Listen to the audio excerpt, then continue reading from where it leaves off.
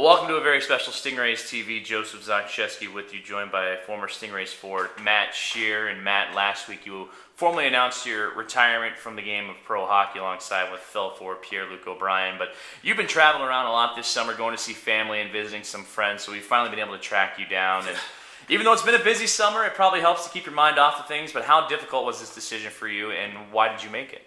It was a decision that I felt it was the right time to walk away from the game. It was, in talking with Andrew Miller and in the newspaper, it was nice to part on your own terms, I guess, and certainly not getting any younger, and it's not for lack of love of the game or that I felt like I was ready to leave or anything. It got to a point where, it's been 5 years. I never thought I would play college hockey, and the fact that I had the opportunity to come down here and live in a terrific city and actually get a paycheck to do what I did, that for me was all the icing on the cake that I needed. And for to do it for 5 years, I count myself very blessed, and I loved every second that I was down here playing hockey for the Stingrays. So it was I'm not disappointed. It's a little bittersweet, just because, I loved it, and I'm always going to love it. It doesn't matter if I played 2 more years or 10 more years. It was always going to be hard, but I think right now is the right time. I want to start a family and take a step away and see what it's like to have a weekend to yourself between October and May.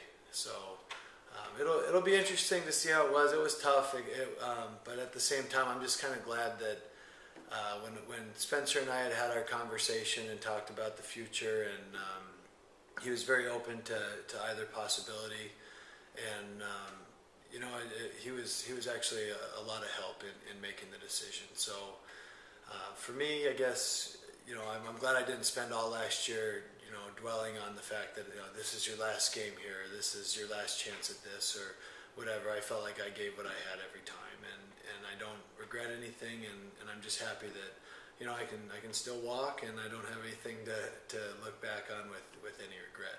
How nice is it to have this support system of O'Brien, and then of course the season before Nate Kaiser, and basically a lot of your friends that you grew up and you won a championship with the Stingrays in 2009. It makes it feel like you're not going through this by yourself. Yeah, exactly. Well, true, and I think that also comes into play a little bit. You're with the group for a long time. Pierre, Nasty, Kroller, even Spencer. All those guys were here for a little while, and with them moving on, you start to look around the locker room and realize that you're 30, you're going to be 31, and this is a young man's game, and the ECHL is getting better every year, and the opportunity to play at a high level is certainly there, and with the transition with the affiliation, and there's going to be a lot of fresh faces out there. I'm not worried about the Rays at all. I think we're going to be just fine. But as far as moving on, you can start to utilize those resources. I talked to Nate for quite a while when we were discussing it. He said, play as long as you want. Make sure that you're ready. And I don't feel like I have anything left to prove. I think I was, like I said, very blessed to be able to do it as long as I did. Pierre's turning the page too. He's one of my best friends in the whole world. So, I got somebody to hang out with and watch football with on Sundays, and it's just a lot easier this way when you actually have these people in your life that are, they're going to stay in the low country too, and they're going to be doing the same things that I'm doing, and it gives you somebody to lean on, I guess. You touched on a little bit just right there with staying here locally in the Charleston area. I know a lot of fans are going to be excited to hear that and to see the 42 flying around in alumni games. And at this, I don't know how much flying there's going to be. Well, seeing you at the games and at least being a part of this community, the Charleston community, how much has this community made an impact on you? Because, you see it with our president, Rob Kincannon, coming down from Boston, you coming from Seattle, Pierre-Luc all the way from Quebec, and Nate from Michigan. So it seems like this is a great place to call home. And what has this community done for you? It's second to none. And I think, you just said it, that the guys that come down here that spend any amount of time in Charleston, it's a fraternity. These guys don't leave, and it takes you look at the talent that's come in. The reason the team's been so successful, not only is it a stellar organization, but you're not working with tough scenery around here either. And people, when they say, all right, well, I could be playing in some of the northern cities, it's chilly, maybe you could make a couple bucks more or whatever, but they look at it and they think, I could live where there's palm trees. And I think if you're a guy from the Northwest like I was, or anywhere in Canada, or most of these people are northerners, and you come down here and you're at the beach, you feel like you're on vacation every day that you're down here. And to have the opportunity, my wife and I have a house down here. We're trying to throw in some roots, and have this group of people that's here. It seems like a no-brainer that they come down, they love it, and that's it. So obviously, wouldn't mind trying to coerce my family into getting over here too, but they pulled the same thing on me trying to get back to Seattle. So for the foreseeable future, we're here, and I don't think we or anybody else is going anywhere for a while. We may already know the answer to this question when I mentioned the championship in 2009, but looking back at your career from winning that championship to being named team captain to being the go-to leader in that locker room and helping out Spencer in his transition from moving to player to head coach, what are some of the biggest highlights you reflect on when you look at your career with the Stingrays? Man, it's been a while, but I would say I never won anything close to as big as that Kelly Cup in 2009, and I still I'm getting goosebumps right now thinking about that turnaround toss that Pierre threw it in the empty net and everybody knew it was over. And there's been a lot of good teams and great guys, just character guys that you've been with, but that team was really something, and I think that was pretty special. And I've always taken a lot of pride, and I don't think anybody would ever dispute that I was never the best player on any of the teams that came through here, but I always tried to be a good leader, and I always tried to set a good example, regardless of whether it was on the ice, off the ice, in the community. And being chosen as a captain was pretty cool, and to know that people are going to look to you to respond and make the right decisions, and to be a good example for everyone else. That makes me feel good. It's a special feeling, and I guess even probably the first paycheck that came across was pretty cool too. Thinking that you can actually make a living doing this. That was a special feeling too, and not that it's about money at all, because it certainly isn't. But I've had more than my fair share of awesome times down here, and the memories that I'll take away are going to be second to none. Well, talking about our community a little bit more, you have a house over in West Ashley now, which we're here today, and here it is. And now moving forward, you're active with a lot of the youth hockey programs. You're a coach. You run camps in the summer. During the season when you played, you'd help out with the youth camps that you could. So it seemed like coaching was kind of the way you were looking to possibly go. Obviously, we saw that with Spencer, Jared Bednar, another great example, Jason Fitzsimmons even with the Stingrays. So was that kind of weighing on your mind? Yeah, maybe I might hang up the skates as a player, but coaching might be right around the corner? Yeah, in fact, until I had come to this crossroads, that was it. I had gone to school, went to the kinesiology department, studied sport management, administration, that kind of stuff. And I thought, all right, the reason that we continue to do this year after year was because you're building more connections, you're gaining more knowledge, you're understanding the game better. It was a good way to really transition into that. And I think for me, that was a dream that I started having about 10, 15 years ago, because hockey never really seemed like a job.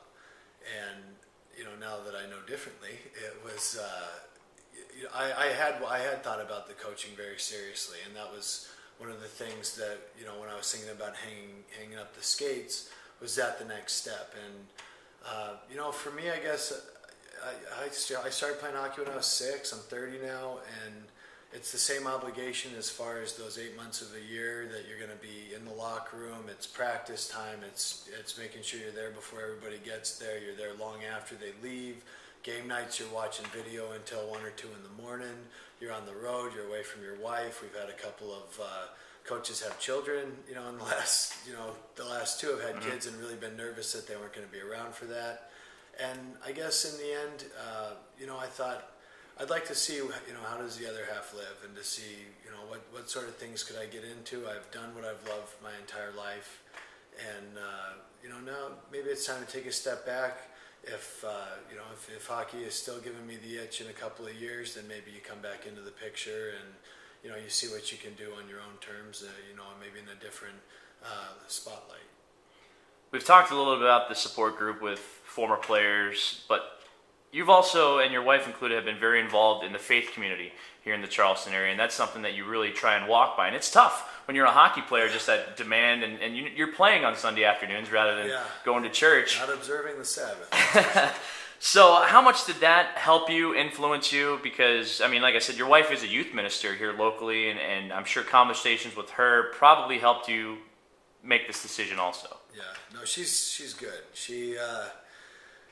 There's a lot of times when it'd be easy on the 3-and-3 to say, all right, I'm sleeping in today, I'm not going to church, and I'll catch up with you tonight. But she's been keeping me on the straight and narrow, and certainly being a good part of our church. And she was the one. I'd been going to St. Andrew's Presbyterian for a year before we got married, and she had come down here.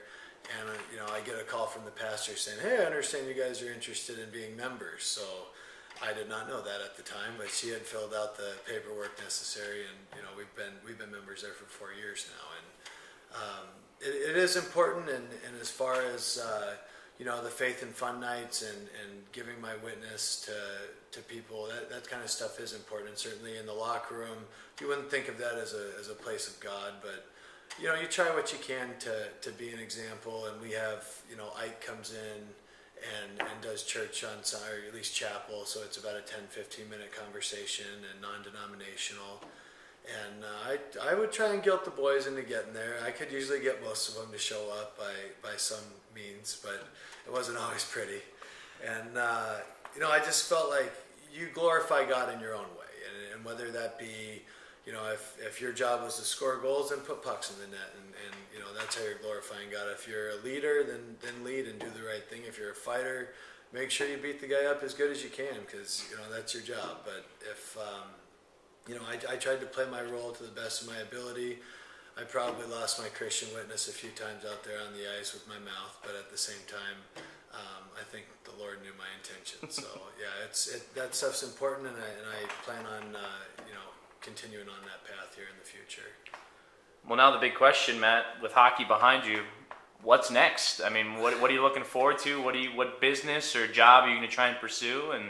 And ultimately, what will we be seeing you doing? Yeah, well, it's I've been pretty fortunate. We've definitely done some networking here in the last 5 years, and a lot of opportunity. I still have my job with the Gel Group, and it's a job that I've been very fortunate. They're super flexible about letting me work part-time during the season, and the last 2 years, and then full-time once everything gets slowing down again.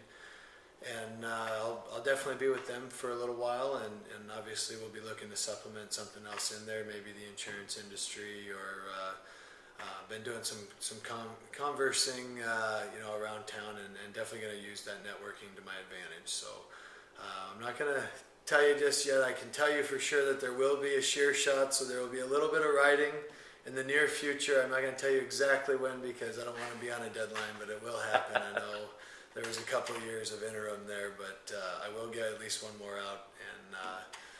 And other than that, I'm going to enjoy being with my family. I'm going to I got a wedding in November that I'm going to be able to go to. I got my family's always pressured to do a sunny vacation in winter, which obviously that's never been on the cards either. So hopefully we can make that happen this year, and like I said, we'll see how the other half lives.